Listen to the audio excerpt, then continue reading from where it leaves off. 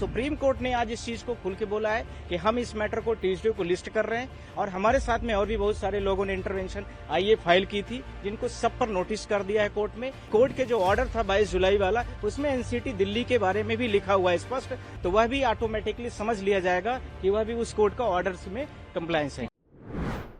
जो मैटर कांवड़िया यात्रा का लगा हुआ था, आइटम नंबर 36 था, हम उसमें 36.3 पिटिशनर्स थे।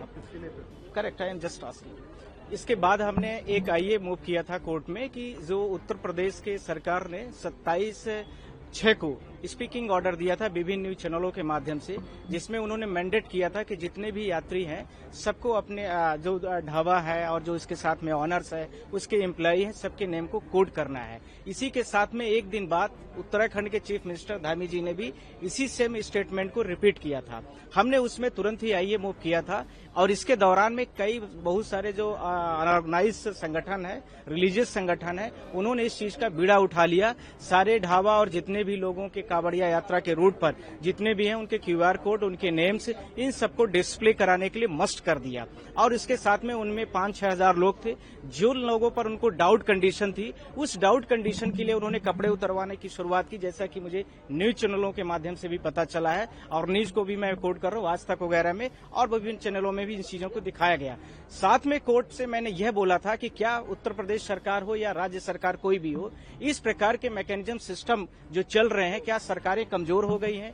क्या इस प्रकार के कोई भी रिलीजियस व्यक्ति हो, क्या उसके पास ये राइट्स है, या हमें आप कोई भी संबंधित व्यक्ति है, उन संबंधित व्यक्ति के पास क्या ये पावर है कि किसी भी व्यक्ति का हम पूरा नेम डिस्प्ले कराएं, उसके रिलीजन्स के बारे में बताएं, यदि वो डाउटफुल कंडीशन में आता है तो उसके कपड़े उतरवा लें। तो इसके लिए तो स्टेट के मैकेनिज्म में पूरा पुलिस प्रशासन है, लोकल एडमिनिस्ट्रेशन है, इस आधार पर क्या स्टेट गवर्नमेंट फेलुअर हो गई है? ये मेरा प्रश्न था। जो चीजें हो, 22 जुलाई को सुप्रीम कोर्ट का जो हम लोगों के पिटीशन पर ऑर्डर था, उसी ऑर्डर्स को कंप्लायंस करने के लिए बोला गया था कि स्टेट गवर्नमेंट्स और सेंट्रल गवर्नमेंट जहां जैसी आवश्यकताएं हैं वहां पर ऐसे लोकल व्यक्तियों को तत्काल रोका जाए और जो 22 जुलाई वाला कोर्ट का ऑर्डर है, सुप्रीम कोर्ट का जो ऑर्डर है, उस ऑर्डर्स को तत्काल ही उस पे पूरे देश पे लागू किया जाए। इसको लेकर के था सुप्रीम कोर्ट ने आज इस चीज को खुल के बोला है कि हम इस मैटर को ट्यूसडे को लिस्ट कर रहे हैं और हमारे साथ में और भी बहुत सारे लोगों ने इंटरवेंशन आईए फाइल की थी, जिनको सब पर नोटिस कर दिया है कोर्ट में। पर हमारे में जो पार्टीज हैं वो 3 स्टेट है।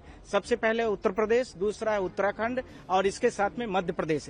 हालांकि कोर्ट के जो ऑर्डर था 22 जुलाई वाला, उसमें एनसीटी दिल्ली के बारे में भी लिखा हुआ है स्पष्ट, तो वह भी ऑटोमेटिकली समझ लिया जाएगा कि वह भी उस कोर्ट का ऑर्डर में कंप्लायंस है। पिछले साल भी इस तरह का मुद्दा आया था, उस वक्त कोर्ट ने क्या आदेश दिया था? उस समय पर भी कोर्ट ने बोला था कि किसी को मस्ट तरीके से, यानी फोर्सफुली तरीके से किसी के नाम, किसी के ढाबा का नाम, ऑनर्स का नाम, उसके साथ में उसके एम्प्लॉय जो हैं, उसको आप किसी तरीके से नहीं कर सकते हैं। उसमें वेज और नॉन वेज लिखना ही सफिशिएंट था। पर इसके बावजूद भी बहुत सारे जो रिलीजियस व्यक्ति हैं, जो इस प्रकार का पॉलिटिकल थोड़ा सा करते हैं, उसको लेकर के था, जो सुप्रीम कोर्ट के जजमेंट में भी लिखा है और साथ में भारत के जो कॉन्स्टिट्यूशन में आर्टिकल 17, 16, साथ में आर्टिकल 19, 21 और 25 और 6, इसमें रिलीजन्स की फ्री प्रैक्टिस के बारे में बोला गया। वो सारी चीजें स्पष्ट तरीके से उसमें लिखी गई हैं, तो उसका कंप्लायंस होना चाहिए, ये हम सबकी प्रेयर है।